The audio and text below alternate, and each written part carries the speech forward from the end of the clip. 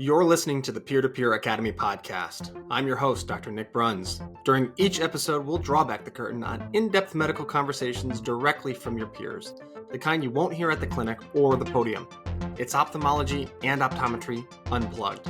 Let's go get it. Thanks to our sponsors RxSight, Star Surgical, and Lensar. Because of their support, we're able to bring educational content and discussions like this to you. Evening, everyone. Welcome to Peer-to-Peer Academy. We're doing a webinar tonight on thinking outside the box, mixing and matching with the LAL, the LAL Plus, this awesome platform we have, combining it with different technologies too. So tonight I'm joined by two of my good buddies, Eric Fazio and Brian Szabo out of Tampa Bay, Newsom Eye Care. So why don't you guys introduce yourself? Brian, take it off. Yeah, thanks so much, Nick. Thanks so much for having us and asking us to be on this chat and talk about these really cool technologies. My name's, a lot of you don't know, I'm Dr. Brian Szabo. I'm a cataract refractive LASIK surgeon here in the Tampa Bay area. Actually did my fellowship with Dr. Hunter Newsom purely to study the light adjustable lens. So that's kind of how I got involved in everything. And afterwards, he asked me to stay. So I'm in my third year of practice and really loving life here in Tampa Bay. How about you, Eric? Good. Yeah, my name's Eric Fazio. I'm an old guy, so I won't tell you when I graduated, but I came out of Waterloo. So yes, I'm originally Canadian. Did a residency at PCO, so that was fun. And I never practiced one day in Canada, so I went straight to work for an ophthalmologist in Tampa. We prefer to call it Champa Bay, Nick, by the way. So I like gonna it. correct it right there. But I've been working for Dr. Newsom for 15 years. I am the medical director here. Kind of fun side fact. We do train residents here, which is fun. I'm the residency director here. I train 3 a year, teaching him about the LAL, which is cool. Szabo was a fellow of Dr. Newsom's, which you already mentioned, but he probably did 1,000 adjustments in his fellowship. I was, thankfully, riding on Dr. Newsom's coattails, part of the original study back in 2012. That started a long time ago. That's crazy to think that was 13 years ago. Kind of nuts. And then when it got submitted in 2017, I was a co-investigator, so that was fun. We waited for it to get approved. In 2020, we just kind of took off. So we do thousands a year. We're high volume. We did do the LAL Plus study, one of the 10 that was chosen for that too, so we know a lot about it. I know you do, Nick. Thank you again. You're high volume OG yourself, and we thank you for what you do and the education you bring. Hey, appreciate it, man. So Tampa Bay, is that a Tampa Bay Bucks thing? It is. No, well, and Lightning. in the Yeah. Lightning. And the Lightning. So they just got eliminated, so we won't talk too much about it. about that. We won't talk about it. So yeah, I mean, we in Milwaukee, full disclosure, I'm not a Wisconsin guy. I'm a Michigan guy, so I'm a Detroit guy. So go Lions! You guys took it to us last year. I'll give you that one. But yeah, we do here in Milwaukee. We opened our clinic in 2020. We were early adopters of the LAL2, and we're part of the LAL Plus study. So we do, we've done well over 1,500 cases at this point, getting comfortable with it. So tonight, the LAL and the LAL Plus, arguably they're more similar than they are dissimilar. There's a lot of similarities between the two, but there's also a lot of differences. And there's a lot of room to expand the platform to mix and match and design treatments to even more customizability, to even more customizable outcomes for our patients. So, I mean, Brian, we were talking a little bit earlier. You did a little bit of an in-house study looking at your outcomes. I think you had some slides you want to share. Yeah. So I'll just kind of preface it a little bit, Nick, with, when we were part of that 10 practice study across the nation where we were implanting the LAL Plus lens for the first time and seeing the results, we noticed between our practice, your practice, Vance Thompson's practice, there wasn't much of a big difference in outcomes, okay, at first. So we thought, the LAL Plus are very, very similar. They can be used in very similar ways. Maybe the patients are getting better vision right after surgery because of the depth of focus in the LAL Plus. But then we started to use it more in practice. And like Eric said, we do probably at least 1,000 of these a year, 1,000 LAL implants a year. And we started to notice some differences in the LAL Plus model and the regular LAL. So the question was, the LAL Plus, we noticed when you do your near adjustments, you got to go slow. You can't go as really maybe as fast as you like with the as you would like the LAL. The LAL, our first target for a near target is a -75. Then we jump up to a -125, and then we kind of keep pushing based on the patient. But really, with the LAL plus, our first adjustment is really plano, and then we go a -50. So you really have to kind of slow down. We notice with the LAL plus, or that patient could fall right off a cliff with their distance vision if you have a near target. So really, our in-house study came from the fact that we noticed that very quickly because we implant so many of them. And then the question was, can I use this technology to keep the eyes as similar as possible? With a regular LAL, one eye's a plano or +25 target, and the other eye, you're shooting at a myopic target to try to get that, that mini mono, that depth of focus through mini mono optics. So we thought, some of the problems we saw with that is, patients that were emmetropes and -2s were really noticing the differences in the eyes. So our question was, can we use the LAL plus to kind of keep the eyes, put the LAL plus in a non-dominant eye and kind of keep the eyes as similar as possible, hoping for maybe a +25 plano target in a dominant eye with a regular LAL, and then hopefully getting like a plano to -50 target endpoint with an LAL plus. And that's kind of how the study was born. So I'll show you guys some slides we have up to this date from our in-house study. Okay, can everybody see this? Mm-hmm. Okay. So our targeting strategy, so this is as of early April, okay? So the strategy basically, like I said, is in a dominant eye, we're using an LAL. So we want the best distance possible. So obviously we're going to achieve that with a monofocal LAL, okay? Our target is always a +0.25 target to start with in that dominant eye. So this is our Newsom eye strategy. Dominant eye, the LAL, we're doing a +0.25, okay?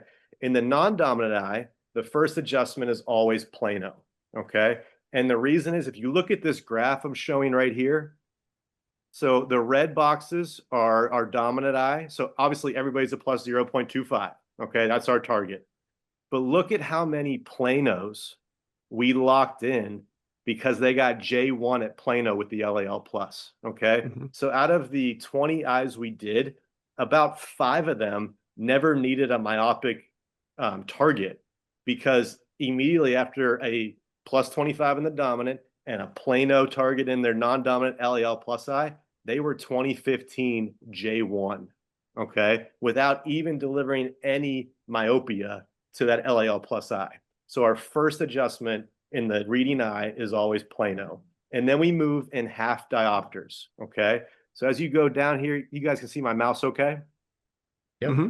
So right here is the bulk of where our patients end up, is at a -5, okay? This is a minus 0.5, okay? So that is where most of our patients end up in that LAL plus eye. So you're getting plano target lock-ins, you're getting a -50 lock-in, and they're J1 happy patients. And that was the whole goal of our little study, in-house study, was to keep the eyes as similar as possible. And as you can see, it's kind of paying off, okay? And just going for our first 40 eyes, 100% of the patients OU are 20/20 uncorrected distance vision, and 70% of them actually reach that better than perfect mark at about 70% 2015, okay? These are outstanding distance results. And then secondly, even more impressive are the uncorrected near visions we have with giving such a minor little bit of myopia treatment. So 95% of these patients we treat with this kind of method we're using are J1 uncorrected near vision. I mean, guys, J2 is what we're all after. J2 is functional reading vision. And I think that gets lost in translation a little bit because we can see how this technology can be pushed to J1 plus. But if you're J1, you are reading your phone, you are reading a menu, you're reading a book, okay? And 50% of the patients we did actually got to J1 plus with our strategy as well. So J1 is a total hands down win. And that's what we're kind of seeing with our results so far in 40 eyes only so far. Right now, we got about closer to around 70 eyes enrolled which we'll be presenting this data at the Academy come up in Orlando here in the fall. That's super impressive. I think you make it a good point about being like plus a quarter, especially with the LAL plus. That's not a bad strategy at all. One thing to remember too, I mean, when you're refracting, I'm assuming you guys aren't using 20-foot rooms. Nobody has 20-foot rooms anymore. Everybody's got 10-foot rooms, and then there's mirrors, right? Or do you have 20-foot rooms? So what we did there, Nick, which was, I'll just Hmm. jump in there a bit. We kind of went a little overboard. So we designed 4 rooms exactly the same length, Okay, specifically for our LAL patients, and interesting. then a lounge. So we put them at 15 feet with the same exact charts, the same exact everything, literally duplicated everything exactly the Cool, same. cool, Loaded cool. them with trial lenses, big rooms, comfortable rooms. And then we kind of have a little lounge, which we have a little dark room as well for them to dilate in. So that's Cool. kind of what we do at Newsom. But yeah, it's still a projected high contrast screen, no non-mirrored, non-mirrored. Awesome. So, I mean, most people probably watching this in our clinic, especially too. I mean, we've got short rooms. And so, if you're refracting to Plano, optically in the real world, Yeah. Plano is about minus a quarter. And so, you're kind of giving up a little bit. So, ideally, especially with my LAL plus, because of the a little bit asphericity of the lens, if you end up a little hyperopic, it's a good thing. You're not really giving anything up that way. And you're still going to get the benefit of the depth of focus. So you're plus a quarter, if it's Plano to plus a quarter, that's a perfectly ideal outcome for a distance set LAL plus eye, but you're not going to have any compromise at distance. The difference between the LAL and the LAL plus, if you really look at the data and you're looking at if you're looking at the defocus curves, if you can just take that defocus curve with the LAL plus and just shift it a little more towards the hyperopic, you're going to maintain perfect visual acuity. And anecdotally, I mean, I haven't seen any difference between the two, at distance, but you are gaining a lot up close.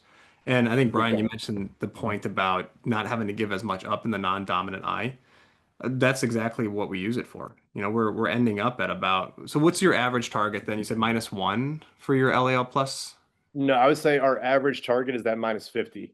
Okay. Okay, so yeah, so I'm shooting -50. That's generally where you see most of these patients kind of ending up is the -50 area, -75 a little bit, but I mean that's fantastic in terms of the comparison between eyes, between Yeah. the disparity.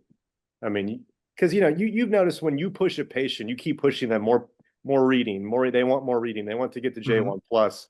They start to notice that shadowing a little bit. They start to notice the differences, or they're really comparing eyes, and they've never done that before. You know what I mean? So you want to keep the eyes with this optical pattern as similar as possible, especially like I said, in the population of the emotrope and the -2.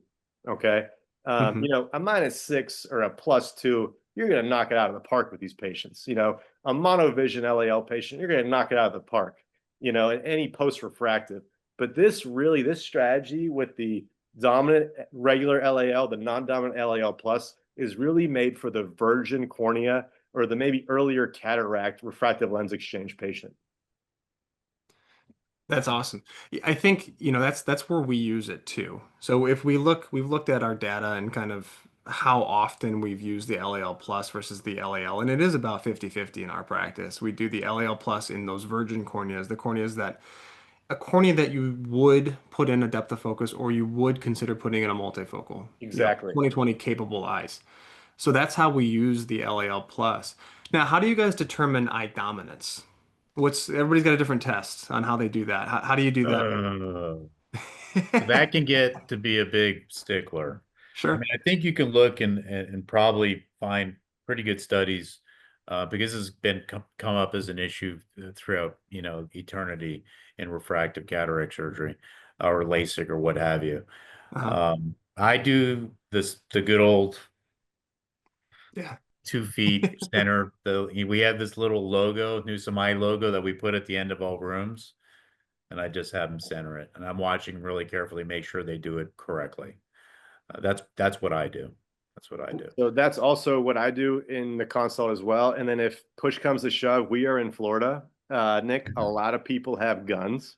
Yeah. Yeah, that's the other thing. So The I same was gonna, patients that we have up in Wisconsin. yes, yes. So and nothing, we're not gonna get political on No, this, don't get political. but but you always ask me, what's your shooting eye? And Yeah, everybody always I do knows that it down too. here. I do Yeah, that it's too. just a shorthand, How do you obviously. line up a gun? Do you ever shot a gun? Yeah. Yeah, I do that's that my for all thing. our patients too, and it's always funny when like I'll just say that kind of out of habit. And I had the other day like an 86-year-old lady, like a little old lady weighed like 90 pounds, and she's like, "Oh yeah, I shoot with my right." Yeah. Like, okay, Like, all right, holy crap. Wow. okay.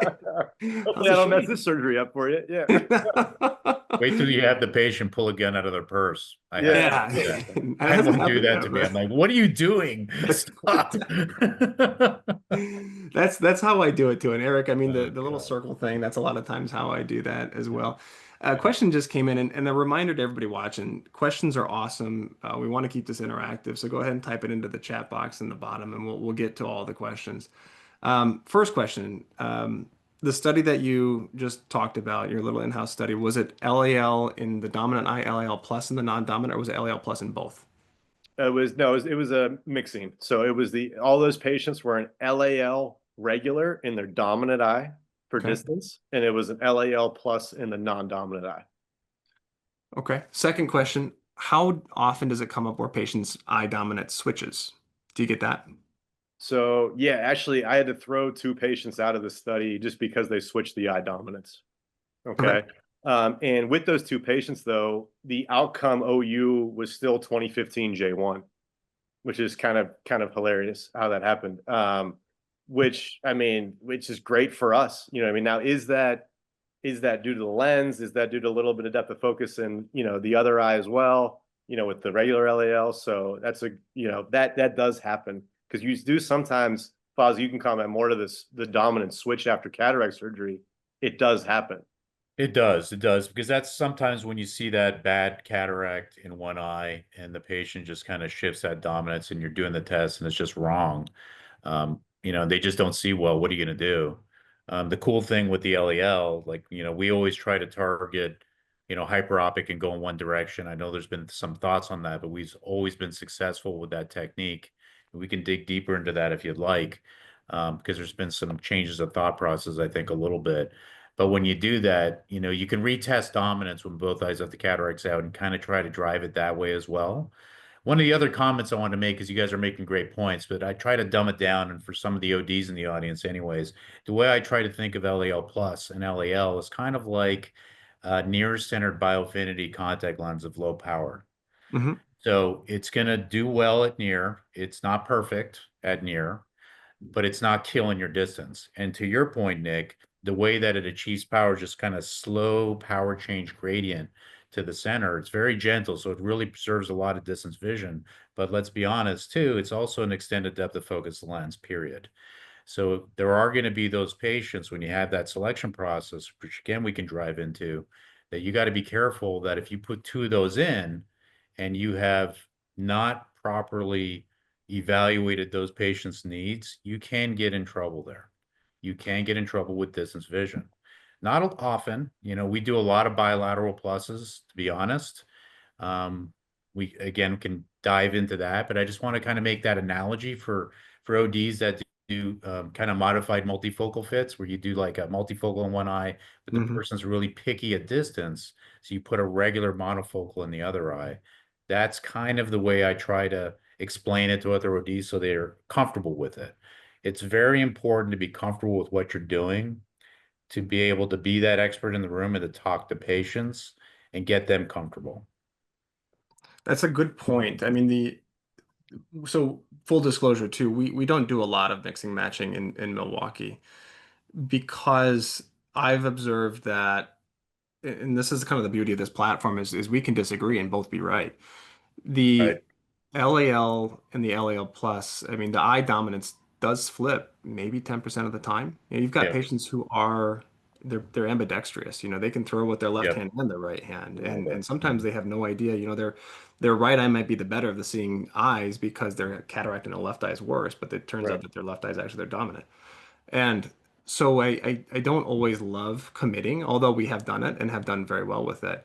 But that's the beauty of having the LAL and the LAL plus. So if I'm sitting pre-op and I'm not convinced that a patient is a good candidate for the LAL plus, or I'm not convinced that we can do, their eye dominance is really true, we may stick Mhm. with just a straight LAL, which gives us probably Mhm. Yeah. more flexibility. We may Sure. give up a little bit of the reading ability there, but we're not going to put the patient as we're not going to put them in jeopardy of compromised distance. Right.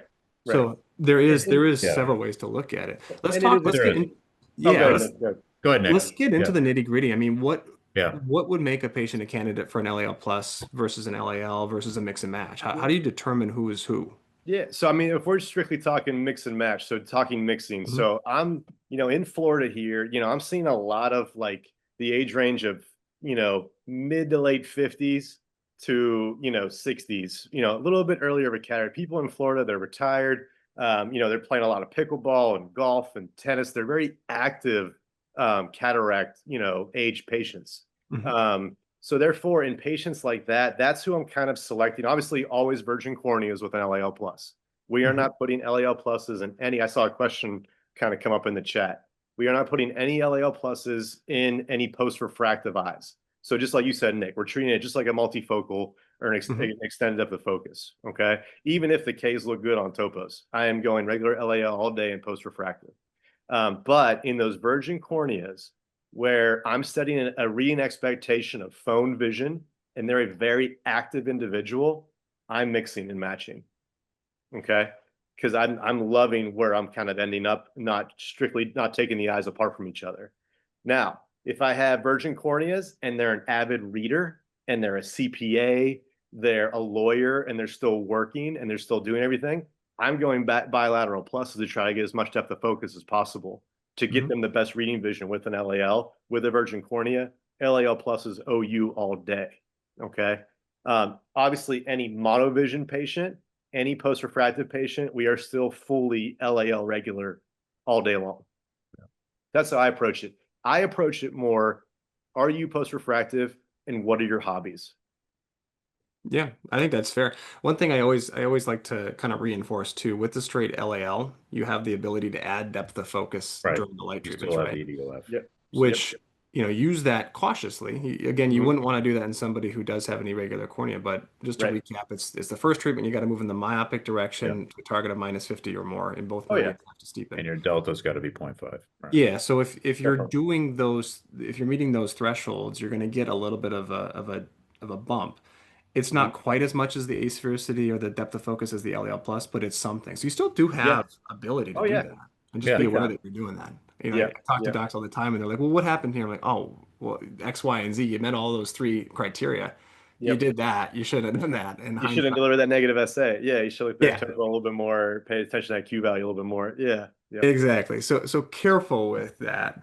Um, so I think both of these, my favorite patients are golfers. Brian, Yeah. you golf, I know. Eric, you golf. These Yes. are my favorite because they're the I'm a guys. lefty, so it's a rough time out there. Just Mhm. switch hands. Go try righty. Yeah, I Do can't better. do it.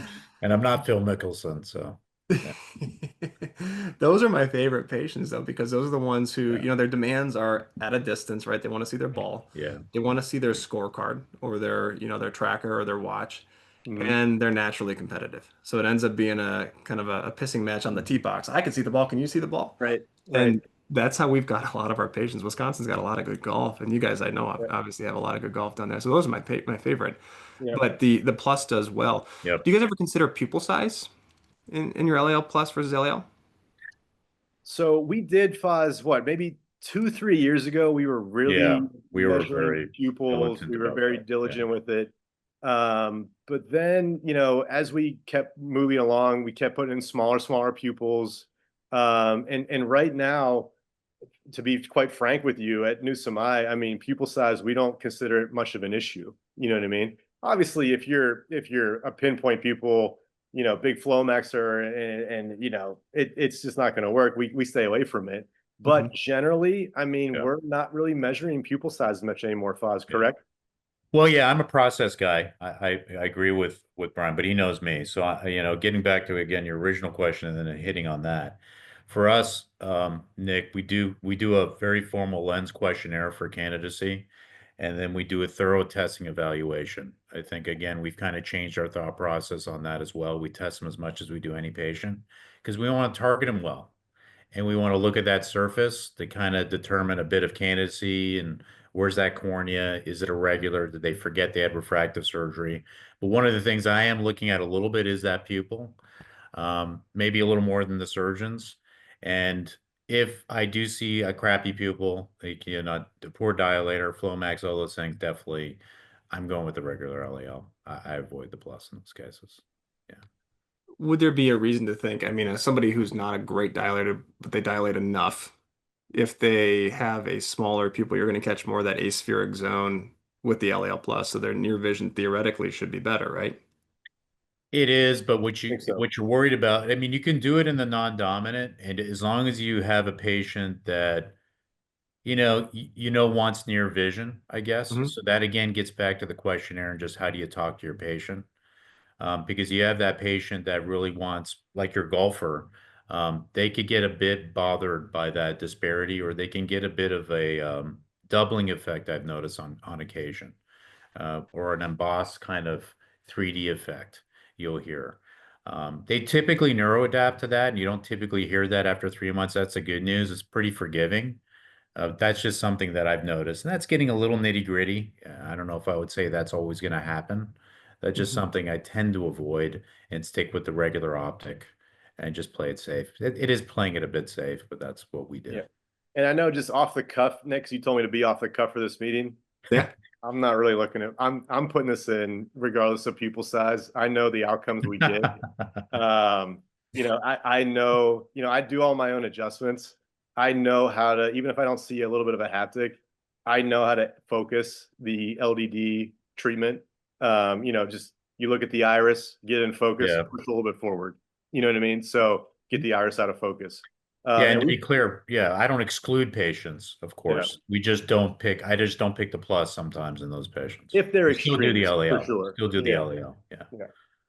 Yeah. Yeah, I don't focus too much on pupil size anymore. I mean, in the early days we did, and of Not at course the all. label says that you do, but in our Yep. experience, we're allowed to be off label here, and you Right. know, we keep it on the DL. Don't tell the cops or anything. But Yeah. Yeah, pupil size, you can get by with a lot as long as you're you focused can. on the correct Z axis. It's Yep. ideal to have both haptics. You may have to do a third treatment, or a third lock-in just in case, Yep. because the last thing you would want is to get a partial lock, have your patient go outside and have some of those macromers, especially down by you guys where the Sure. sun is a little bit more intense. Sure. So And doing a third honestly, you lock in really those don't cases. see that too much anymore since that active shield component's been built into the LAL lens. You know what I Right. mean? So Yeah. that's happening less and less. I mean, I in my 3 years of practice have never seen that happen. You know what I mean? So Yeah. coming in back in after like a lock two with that hockey puck look to the lens, we just don't. I've never seen it with my own two eyes, which is great, which is a testament to the active shield component. Yeah, Yeah. I So never have either. Yeah. when I was doing the studies, Zay was still in diapers. So when I was there, we, full disclosure, no BS talk. I saw PPP about 3 times. Okay. Uh, Most of them were admitted, they said, hey, I didn't wear my glasses and I went to the beach all weekend. Did really egregious things. Since Active Shield, I've seen nothing, nothing. And I know there's compliance issues. There's always going to be compliance issues, especially with our volume. Not a one. It's just like, your glaucoma patients. Do they actually take their drops like they're supposed to? Of course they don't. Or it's just like me Right. with my dentist. Do I floss my teeth every day? Of course I do. Mhm. Well, I got a funny story there. So we did recently, we did an A-list actor. I was telling you this earlier. Won't mention any names, but I just had adjusted him yesterday. I did his first lock. So he gets one treatment. And the first thing I see him on Instagram is doing the opening pitch for like Washington, with no glasses on, going like, rah, and like staring Yeah. into the sun. I'm like, dude, what are you doing? So I lit him up on that, and he's like, "Yeah, I just couldn't do it. I didn't want to wear those things out there." I'm like, "Oh my Yeah. God." Oh man. And I have a follow-up story with that. So one And of he the was guys, fine. He was yeah, he was fine, right? So one of the guys I oh, did yeah. actually invited me out on the golf course with him while I was adjusting him. And I did the first adjustment, and he says, "Hey, Brian, come with me to the golf course. We're gonna go. I'm gonna show you what I'm looking at." And I freaking walk up to the driving range, and this guy doesn't have his glasses on, just smiling at me. I can see great. I'm like, I'm doing so good. I'm like, dude, we just played 18 holes and you didn't wear your glasses. What are you doing to me? You know? Yeah, it's bad. But he turned out fine. Everything's fine. Yeah, I've never seen it before. I've read about it, and I know my patients. We do tell them. What we tell them in our office is wear them when you're outdoors during daylight hours.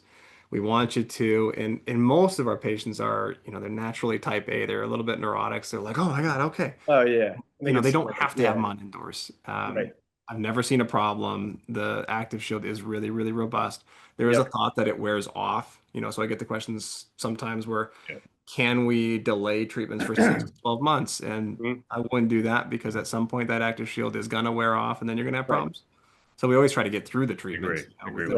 What would you say, Nick? I mean, we at New Samai, we say 6 months. Within 6 months, we need to finish. Yeah. As quickly as possible, we hope, but as long as 6 months.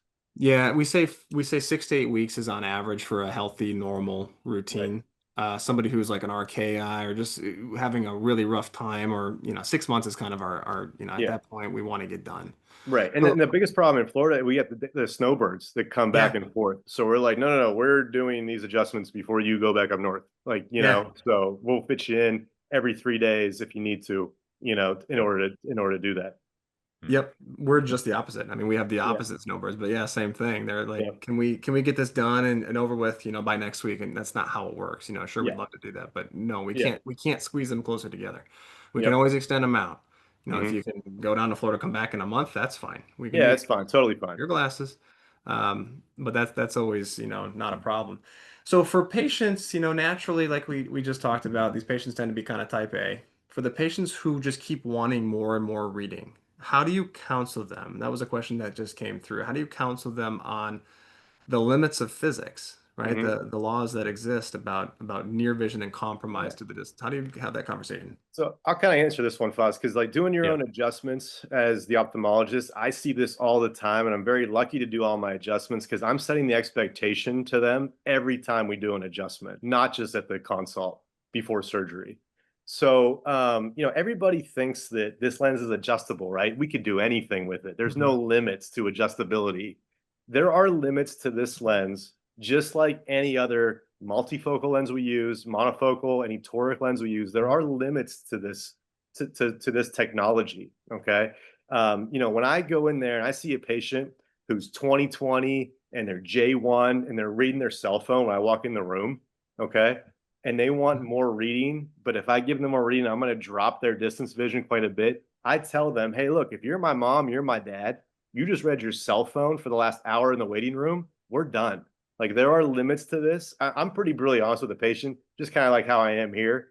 It's like, hey, man, you're doing great. You're seeing everything I want you to see. My expectation for you was J2, J1 reading vision, okay?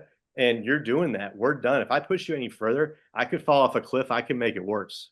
So I just kind of give them that fear component to them a little bit, and say, like, if they're like, oh, I used to be, I'm reading out here and I want to be up here, it's like, no, up here is not normal. This is normal. You were a -6 before surgery. Now you're like a -125. Okay. So they got to use that hand placement a little bit too. So I kind of just be really realistic with them and like say, hey, there's limits to this. And if I continue to do this, I can do that. But you're leading me down a position. I've done so many of these. I see when there's a problem, it's because we go too far. Okay. And I think that's not reinstated enough at the consult before surgery, that there are limits to this technology, and J2, J1 phone reading is the limit you should be expressing to this patient. Now, if you're a book reader, 8 hours, 10 hours a day, you're going to like a little magnification, a little bit of cheaters. I would like that if I'm studying for a test or I'm reading, a good book, Game of Thrones, for 10 hours a day. Okay. So I say, hey, this is for distance, computer, and this is for phone vision. That's the expectation we set. How do you do it, Eric?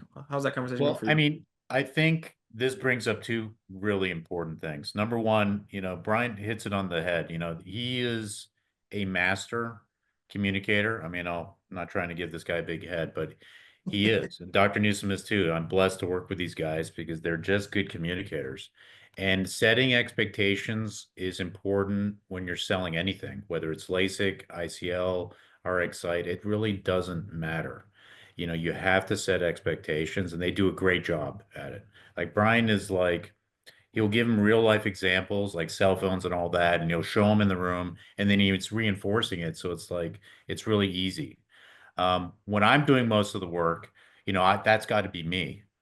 That's got to be me. So you've got to sit there and really talk to your patient a lot and reinforce because they're always bargaining with you. You got that type A person, you got that CEO, you got that A-list actor, and he's pushing you, he's pushing you, he's pushing you, or she is. So in those patients, you're gonna have them. Nick, I know you've had them. Oh yeah. You No, know, my you patients got are happy and they're totally you reasonable. got to, yeah, of course.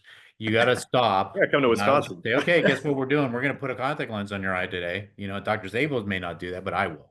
I'm the OD, and like, here we go, and we simulate that crap, and that's very important. And then when they either buy it or they don't, and that's usually when you push that disparity over. And sometimes I'll put a strong one on there because I know they should be done. And I'm like, oh, here's a +1. You really probably a +15. You might like it, and give me this. Here's a +1, and they're like, no, this sucks. I don't like this disparity. Every once in a while, you'll get one that buys it, and then your confidence is going to go up to maybe push for a higher disparity. I mean, all in all, I think our enhancement rate, I mean, Brian, you can sound off on this, for the amount that we do is crazy low because we do a good job counseling, talking to patients, setting expectations, moving in one direction, demonstrating trial lenses and contact lenses. I mean, that's kind of the process. And you got to stick to it, guys. That is very important that you and your surgeon are like this. Like me and Brian talk more to each other than we talk to our own wives. I mean, they get like pissed at us Yeah. because we're talking like every day. But it's important. We love it. We dig into it. We're always talking, and I'm lucky. I know that's not always possible for everyone here in this call, but do it as much as you can. If the more you're communicating, the better results you're going to have. Yeah, man. I think brutal honesty is really important. And it Yes. I think the people who have success with this, because Brian, the way you put it is totally how I do it. We talk about what the limit is, and the limit is there are laws of physics. I've said that a million times. There's laws of physics that I'm not in control of. I didn't write them. I didn't come up with them, but they exist. I would love to get you the best of the distance and the reading and no compromise. I would love to make that happen, but I can't. We don't have that option. So what we're going to do is a little bit of finessing in some art to try to cut the corners a little bit. So especially after our first adjustment, I give my patients three direct pieces of homework. Number one, I don't want them to use their reading glasses because typically we're going to start a blend. And we usually do it, depending on an LAL plus or an LAL, it's going to be between -50 and -75 with a non-dominant eye. So I Yep. tell them, don't use reading glasses. You might need them, and that's okay to pick them up if you absolutely need them, but really resist the urge to pick them up because the quicker you pick up your reading glasses, you're going to realize that things are magnified, right? And the brain just likes a magnified image. And you're going to get used to that, and you're going to delay that neural adaptation process, which can take up to a few months. And so we want to get that process started. Number two, don't compare the two eyes. Don't do this. I hate it when they do this. We call it the refractive salute. I'll walk into a room and the Yeah. patient's doing A this. salute. I Yeah. hate Why are you that. doing that? What they're Don't doing, do yeah, they're closing. Like, do you ever do Yeah. that before surgery, Nick? Why are we doing that now? why are we doing that? It's like Yeah. asking me to throw a baseball with my left hand. It's going to look awful, right? I'm a righty, but Yeah. I don't notice that my hands are different unless I isolate them. So don't isolate your two eyes because we are intentionally making them different and we're trying to trick your brain. Don't tell your brain we're trying to trick it. And then Mhm. number three, use teardrops. We always want our patients on a Yeah. good brand of preservative-free tears routinely because remember that UV light is intense and that it is going to make a little bit of a disruption to the cornea. And Sure. that can impact things. That's the difference from 2015 -1 to 2020 +2. Those two letters, which Hmm. are like the end of the world to some of our patients, that's Right. tear film. So we always want them to maintain that. But it's brutal honesty. And I Yeah. think that communication is so important. And it's important between you and the patient, whoever's doing the adjustment, and then surgeon to OD, and then OD surgeon to the referral network to make sure You that just hit on everybody. a big thing though, not just with LAL, but LAL plus or whatever. Um, the dry eye thing. Yeah. That's also going to happen, and you Mhm. got to be very cognitive of that. Like when you have refractions that make sense, like when I talk to other players and with ourselves, with Eric Weinberg, and the operations, and probably the biggest thing that he sees out there when things go wrong is when there's a refraction that doesn't make sense Mhm. and you chase it. you know, you're just doing it to do it. And you didn't look at the surface maybe enough or didn't treat that dry eye, and you're going to end up in a world of hurt quick. So my advice, and we do this all the time now, though we learn from some mistakes, of course, you know, we got some volume, so, you know, we've got that luxury, is slow down. And if that surface looks weird, you may need to pump your brakes for another, you know, 3 days and treat that, do some plugs, or I do a lot of dry eye, you know, I have IPL, serum tears, plugs. That's part of my clinic pro cares. It's just part of what I do, which is important to do at least something. And some of that, you don't have to necessarily be a dry eye expert, but you got to do some of that surface management, and then kick that out for another refraction, another day. Live to die another day. Another small thing is just the that those RK patients, and I know that's not what this is about, but be careful with those. Make sure Yeah. those are in your afternoons. Don't be refracting those at 8 a.m., people. You will end up in trouble.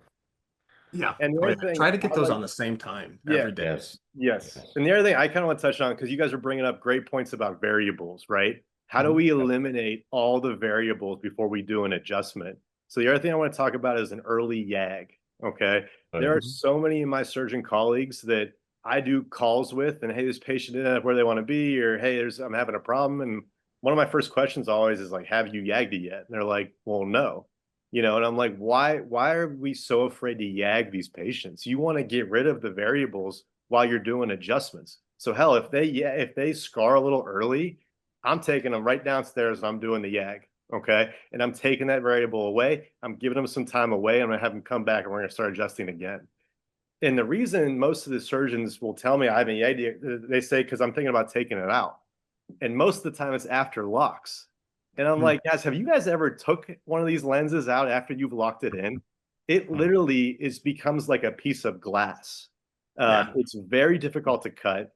And then it's not like cutting out a different type of, like a hydrophobic acrylic or, any of that stuff. It is like glass. So when you cut it, it literally shreds in the eye. So you got to really be careful and make sure you get all the pieces out as well. So I tell it, like, you're not taking this lens out. Okay. You're going to probably be yagging it a little earlier. It's okay to yag it. And worst comes to worst, if you're a refractive surgeon and you have somebody that can do LASIK or PRK, worst comes to worst, you're doing a little bit of a late enhancement, we call it. It's not the end of the world. Okay. So I would just say earlier, get the variables out. Like Nick, what you're saying, dry eye, pause what you're saying, dry eye, and yag is what I would say to do too. Yeah. Quick, detailed dive into the YAG. What I was noticing with some of the high energy legs, because we do them early, there was an occasional crisscross kind of phenomena that was occurring. And I was talking to my rep and some of the other guys that I've known since the beginning and through the studies. Keep the energy low on those legs. Brian already knows this. To not disrupt those macromers, because you can get some weird, like kind of like crisscross Maddox rod effects from that. That is something that can happen with this lens. So that's one thing.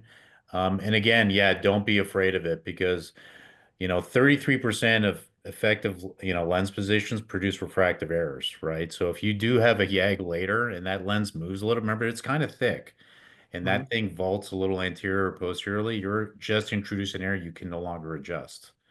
So the cool thing about doing a YAG early in the process, which people forget about, you can adjust to any small effective lens position change that just occurred. And I see that all the time. Yep. That's a good point. With the YAG, one last thing, do a circle pattern. The lens is easy to pit, like you mentioned. If you use Yes.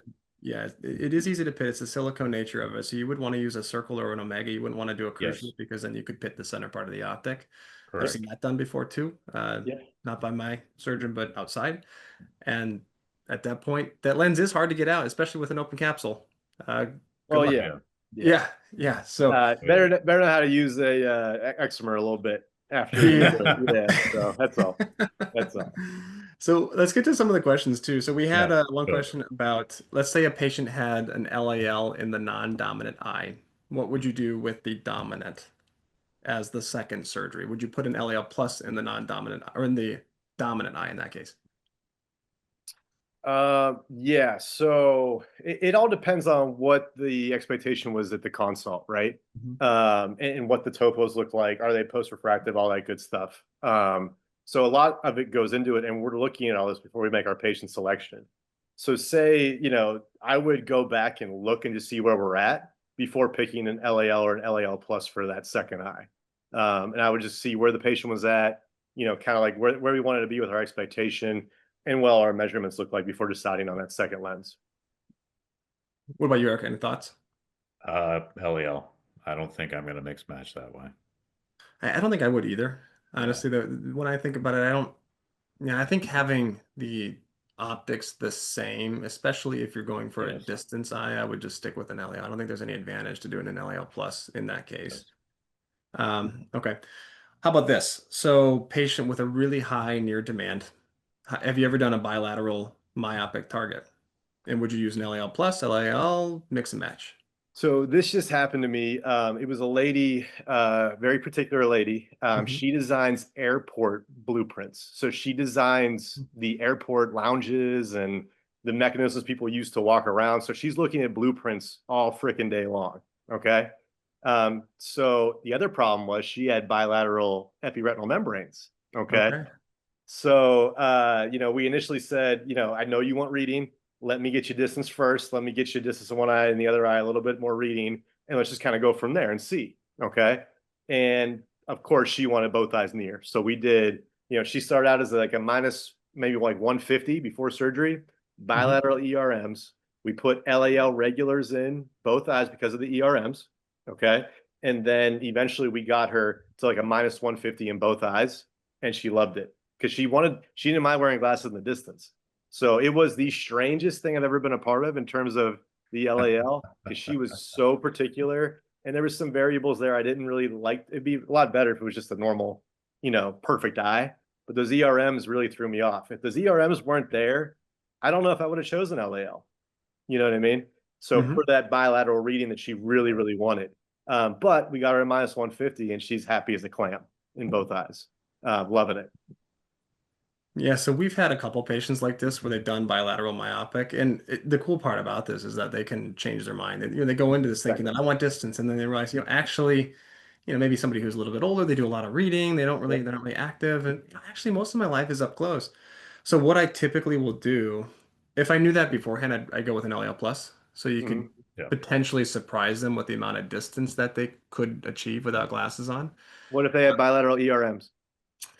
I would do just LAL. Yeah, good. Okay, yeah, I would do LAL in that right. case. So, assuming it's a normal healthy eye. Yes. So, for instance, this one guy I remember he was really into Legos. That was his hobby, just a big time Lego guy, and that's all he did. He was up close, and he was a minus like 6 before, so he was a high myope.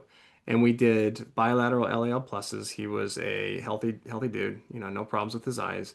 We ended up staggering him a little bit. So I ended up leaving his dominant eye, I think about minus 75, and then his non-dominant eye 1.25-ish. And so that gave him enough depth of focus. He was very, very happy. Yep. And binocularly, he was 20/25 like plus at distance. And he was he went into this thinking that for sure I'm gonna need glasses. I know I'm gonna need glasses to drive. I'm totally cool with it. And we ended up locking him in kind of before I thought we were going to be done. And he's like, actually, this is awesome. I love it. He could do everything he wanted to. I did give him a pair of glasses, but he didn't wear them. I saw him, for his post-op, he didn't have glasses on. He was totally fine with everything. So that gives you the flexibility, which is really, really cool. So I don't shy away from a bilateral myopic treatment.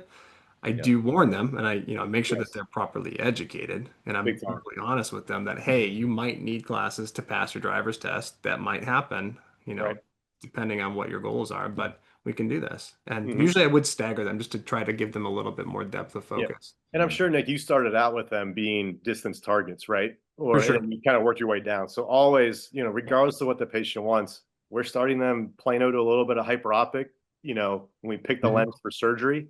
And then we work our way from a little bit of a hyperopic to a myopic correction, always going down that hill. Do you guys always surgically target plano with both eyes, no matter what lens it is? If not a little bit of hyperop, right, Foz? We're picking lenses out.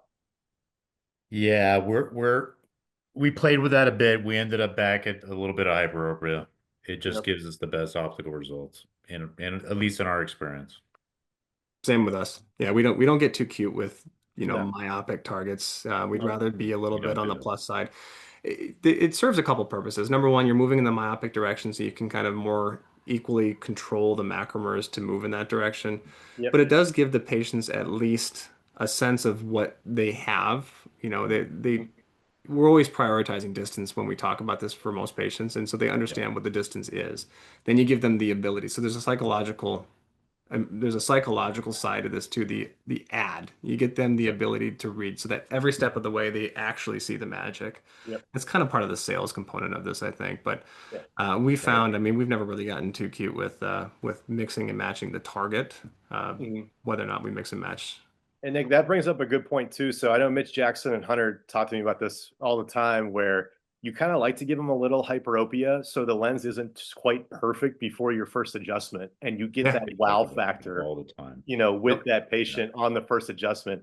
And that's why I walk in the room for the patient's first adjustment. I'm like, yeah, you're seeing okay now, but this is where the magic happens right here. Okay. Mhm. Yeah, your surgery went great. We knew it was going to go great. Okay. This is where the magic happens on this first adjustment. And then tomorrow in 24 hours, when it kicks in, you're going to be like, holy shit, there it is. Okay. Yeah. And then we're going to Yeah. play with it from there. I always get annoyed when they come in when I walk in and they're like Plano because that Yeah. happens sometimes. Like, Yeah. It damn it, does. like It does. Vuk, you're stealing my thunder, man. Like this is I need this. So Exactly. Exactly. yeah. So another question that just came in: patients with high SIL, like 3 diopters of corneal Yep. cylinder, how do you select their spherical equivalent? So I So was going to hit on that before. So that's the only time that I will actually change my targeting a little bit. So in those cases, when you have like an RK patient, and we've actually presented an RK success story at every academy since the LAL was approved, actually, which is pretty cool with one of my residents. And we just actually presented one this past weekend at Drexel at the residency day up there, which is pretty wild. So this lens kicks ass actually in RK patients. If you really yeah. know how to use it, it really just kicks ass. It's actually unbelievable the visions they can get. But if you just even have a straight up high SIL, forget the RK, you got to be careful. You have to try to best for those patients as close to plano as possible. You want to be using all that energy for the SIL. You Hmm. really do to get it. And we've Do done some you crazy ones. The one that we presented was 4.5 on the first refraction, and they got the Plano. So do you guys ever do arcuates or we LRIs? don't. So that is something I had a good talk with your COO about. Okay.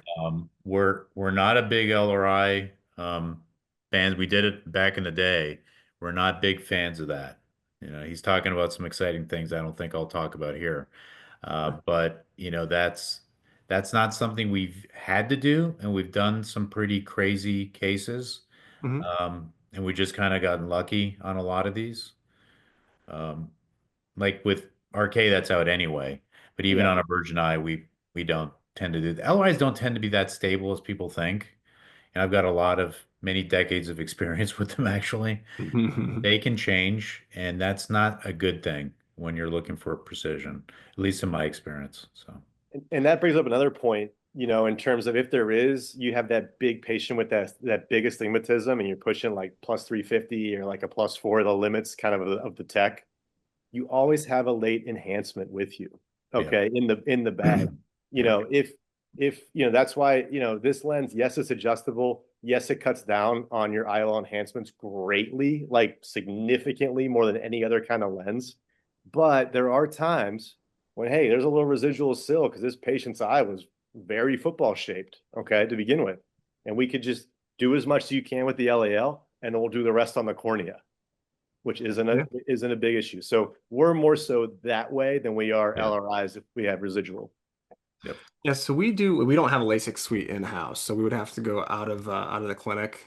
So financially, that's not easy for us. So we do Got it. LRIs, we do AKs with a femto, Sure. and we try to debulk it. We don't try to eliminate it. So let's say we have a Yeah. patient with 3.5 diopters of corneal astigmatism, especially if it's like oblique or something like that. Mm-hmm. If we can get that cylinder down to a more workable range, you're going to reserve yourself more macromers. So if you do have a Sure. refractive miss and you gotta move spherically, or if you want to get down a little bit further myopically, you got more wiggle room. Now, for those patients, I typically would wait at least another week or two, and I kind of want an extra Yes. refraction to make sure that things are stable. I Big was just time. going to ask you what your timing is there, Nick. I So, usually give it at least yeah, another, usually about 2 weeks. Okay. And I'll get another refraction. I'll bring them in for their first scheduled treatment, which is always 3 weeks post-op. And I'll do just a refraction. I have no intent to treat them. And then I'll Right. usually kick it out another 2 weeks just to make sure they're Gotcha. stable. Just to make sure they're stable. Every Yeah, cornea makes is sense. different and also depends on, a lot. It depends on a lot of things. It depends on how big the arcuates are, where they're at, how thick their cornea is. Was it a manual versus was it a femto? We almost always use femtos now. Right. Mhm. But as long as it's stable, then I have no problem. But if you Right. can work in one meridian, if you go back to your school days and you look at your power crosses, if you can focus with one meridian, you can be a little bit more accurate, at least theoretically. And so I try to do that, like you said, Eric, working in the one Yeah. meridian, trying to get that cylinder, and Yes. then you can focus your macromers working in the myopic direction. But Big time. Yes. don't forget the advantage of having a little bit of astigmatism. If it's exactly with the rule, that's not a problem. You're going to have depth of focus naturally that way. So that's an old refractive trick that Yep. you still Yep. have. Mhm. What about going back to YAGs? So when you do a YAG, this is a Yes. question that came in. How long do you wait until you do an adjustment after your YAG? Usually, if there's not a time constraint, a week. We give it a full week to kind of Okay. heal in. And sometimes the YAG puts them in a position where they want to be and they're happy. You know what I mean? So I do know sometimes if a patient's in a rush, you can do a YAG and wait 3 days, okay, to do an adjustment. But generally at our practice at New Samai, we do a YAG and wait a week and come back if Yep. if time allows. That's what we do too. Yeah, we're Yep. about a week or so, after the YAG. Let's see. Any other questions that do you YAG? So you YAG before the post-op. How do you bill for that? Do you bill for it? We We do don't. not. Part of We the don't. package. Yeah. Part of the package. Yep. Yep. Part Same of the with us. package. And we do bilaterals. So Yeah, we do usually about same day bilateral. do them Yep. same day bilateral. And don't Nice. even mess around. If you see PCO in one eye, just take care of it in the other eye. Yeah, You just do know, them both. don't have the patient come back for a YAG, do an adjustment, have to come back and do another YAG. Just take care of that premium patient. Yeah, build that into your pricing model. I think, it's a part of it, almost an expected. Just build it in. If we don't do a YAG before the treatments are done, there's a good chance that we'll do one shortly after. Yeah. Hopefully don't get any lens movement at that point. But Right. yeah, just build it into your pricing model. Yep. Probably got one more time for one more question. So when you decide to activate the spherical aberration for patients, whether it's for LAL or LAL plus, or even with mixed, well, I think the question is asking, do you do it with the LAL or the LAL plus? I guess there's a So- pretty simple question, pretty simple answer to this one. So say it one more time, Nick. So do you decide to induce the spherical aberration for the LAL or the LAL plus? How do you decide when to induce it? So with the LAL, usually we are if we're playing on a near target, we are going to induce that negative SA into a Mhm. regular LAL. Okay. With the LAL plus, though, our first adjustment, we are not giving that negative SA. I don't think the LAL plus You can't. doesn't deliver You the can't negative anymore. SA. You So used to can't. be able to. Yeah. They turned that off. Yeah, they Yep. turned that Turn totally that off off. on the They plus turned it model, off. not on the regular. Right. Yeah. With the So- exception of post-refractive, Brian, don't forget. Yes. The Yes. exception of Yes. post-refractive. So yeah. Yeah. So on the LAL plus, there is no more negative SA. Yes, but you don't deliver the SA in the post-refractive patient, ever. Yep. Exactly. Yep. Don't do that. That's what we do. I mean, we do the LAL. LAL plus, you can't do it. It's not a part of the number Right. anymore. Right. The LAL, we do it in eyes that are healthy. If it's a post-refractive eye, I probably wouldn't do it. Yep. Well, awesome, guys. Hey, thanks for all your insights. Thanks for the chat. Appreciate you guys sharing your data. The data is pretty impressive. That's super cool stuff, man. Thank you guys. Thank you everybody for joining. Keep an eye on your email. We'll do another one of these next month, and I'll have the recording up on the peer-to-peer.academy website shortly if you want to look it over. Thank you, Awesome. everyone. Thanks so much, man. Great talking with you guys. Thank you, Nick. Thanks You're for great, joining man. us. We'll see you. All See right, ya. guys. Thanks to our sponsors, RxSight, Star Surgical, and LensR. Because of their support, we're able to bring educational content and discussions like this to you.